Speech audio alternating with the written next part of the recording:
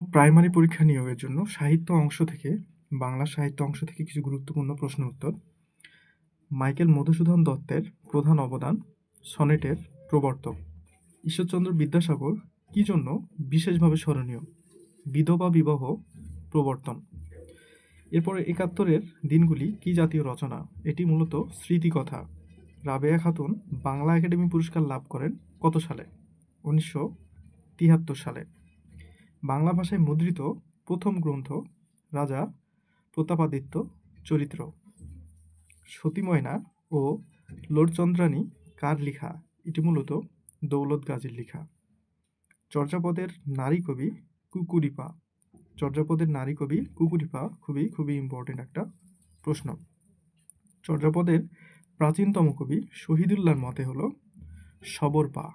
তাহলে চর্যাপদের প্রাচীনতম কবি শহীদুল্লাহর মতে সবরপা। এরপরে চর্যাপদের সর্বাধিক পদের রচয়িতা হলো কাহ্নপা। আরও কিছু গুরুত্বপূর্ণ প্রশ্ন উত্তর। ময়মনসিংহ গীতিকা সংগ্রহ করেন কে? চন্দ্রকুমার দে। চন্দ্রকুমার দে। মর্শিয়া শব্দের উৎপত্তি কোন ভাষা থেকে? আরবি ভাষা থেকে মর্শিয়া শব্দটি এসেছে। বৈষ্ণব পদকর্তা চণ্ডীদাস কতজন? ৪ জন। আমাদের ধর্ম হোক ফসলের সুষম বন্টন কোন কবি বলেছেন? আল মাহমুদ। আল মাহমুদ। শহীদদের ঝালকিত রক্তের বুদ্বুদ স্মৃতিগন্ধে ভরপুর ২১-এর কৃষ্ণচূড়া আমাদের চেতনার রং কোন কবি এই কথাটি বলেছেন? এই কথাটি বলেছেন কবি শামসুর রহমান। কবি শামসুর রহমান। কাজী নজরুল ইসলামের মৃত্যু ক্ষুধা উপন্যাসের পটভূমিতে অঙ্কিত হয়েছে কি? নদিয়ার চাঁদ সড়কের জনজীবন। নদিয়ার চাঁদ সড়কের জনজীবন।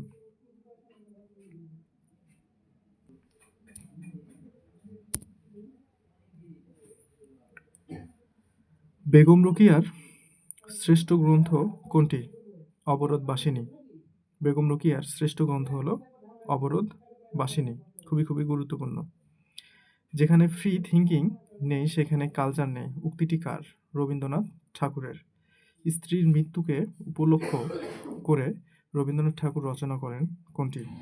স্মরণ। তার স্ত্রীকে স্মরণ করে এটি করেন আর কি, রচনা করেন।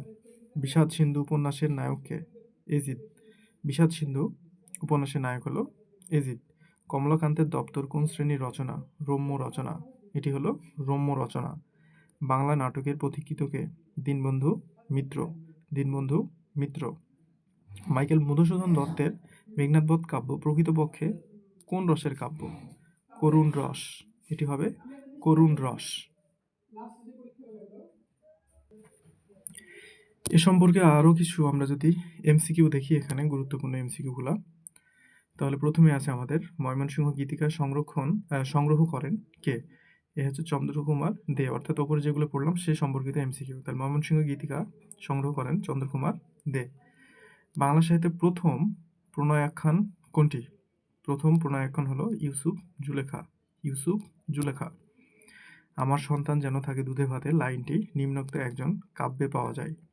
কোন কাব্যে পাওয়া যায়? ভারতচন্দ্র রায়গুণাকার।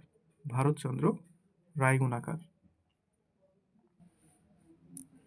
আরও কিছু গুরুত্বপূর্ণ এমসিকিউ হলো বজ্রবুলি ভাষার স্রষ্টাকে? বজ্রবুলি ভাষার স্রষ্টা হচ্ছে বিদ্যাপতি।